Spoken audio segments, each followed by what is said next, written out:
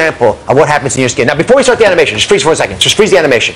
There's a skin up there, okay? And you see the little globules of fat. What hurts us is not the globules of fat, it's these little gray bands. Those fibrous bands when you're young are flexible, so the fat can sort of mold its way in there. As we get a little bit older, they become stiff, which is what happens when you're hiding behind that curtain. So run the animation now. So as we go through life, that skin becomes a little bit thinner, but even more importantly, those fibrous bands get rigid. Now that they're rigid, the fat begins to push through. If you take the skin off, you see the bulging of the fat that represents cellulite, especially if you get to your 40s. But other things happen. The skin starts to thin out as you get older. Hormones change. Stress causes a problem. Sometimes crazy things that you do yourself, like smoking and eating the wrong foods, damage that skin so there's less of a coating on top of the fibrous bands. That combined with those rigid bands force the fat globules to bulge their way out. And that causes the visible appearance of cellulite, which you just showed me with your two compatriots. Okay, so we talked about coffee earlier and how valuable it is to boost your metabolism. It turns out that coffee is good for a lot of things. Do you like coffee? Yes, I do. You drink it a little bit? I do. But I do put the creamers in it, so I know that's not good. Yeah, right. I'm okay with coffee, but the cream and sugar I'm not with. No. But you can actually put this on topically with caffeine. Really? And those caffeinated creams, they work, and they're inexpensive. They don't cost very much, and they make the blood vessels a little bit smaller. They tighten up the skin, so it gives you a less of a visible appearance of those little bands beneath the skin. So think about this the next time. It costs about $10. You know, not much usually. And you know, it's the kind of thing that I think folks ought to at least incorporate into their armamentarium if they don't like the cellulite. Now, step 2. May I ask you a personal question? I guess. What kind of underwear do you wear? There's a medically defensible reason why I'm asking this. You may not believe me, but there is. Well, it depends on what I'm doing. Okay. Are you ready for political office? Fair enough. Fair enough. Do you ever wear underpants with elastic bands on them?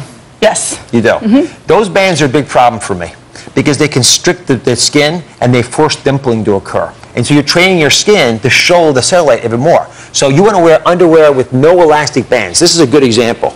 So you see that, you know, there's no thick bands here that constrict the skin. That's going to force the cellulite to become more visible beneath it. And, you know, if you're going to buy underwear, you might as well buy the stuff that's going to work for you most effectively. Is that an action stuff you can do? Yeah, that's nice. Yeah, and it's inexpensive as well. Okay, let's go to the big one.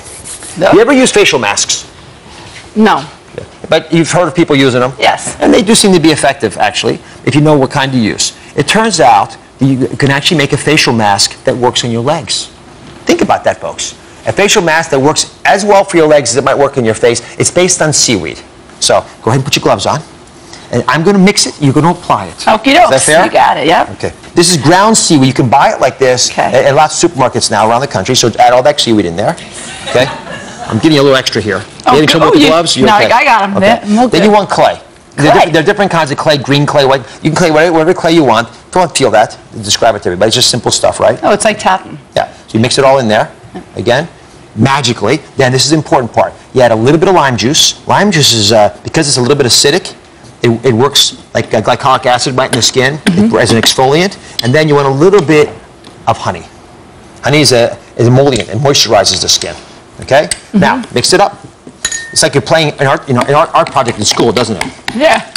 Okay, now, you have to do the hard work of applying it to yourself. So put one leg up there. Up here? Yep. I'll put this on here. There you are. Okay.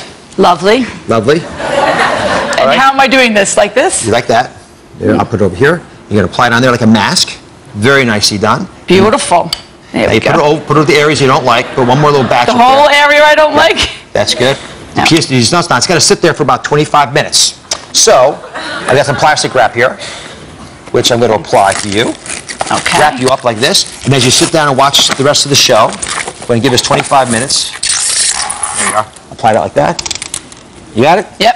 And you sit there for 25 minutes. It helps the skin under the mask do what it would normally do, which is to be moisturized, be tightened, reduces the swelling under there, and for that reason reduces the puffiness that sometimes accentuates the visible little lines of cellulite. What do you think? Sounds good to me. It smells good, doesn't it? Yeah, it does. It does smell good.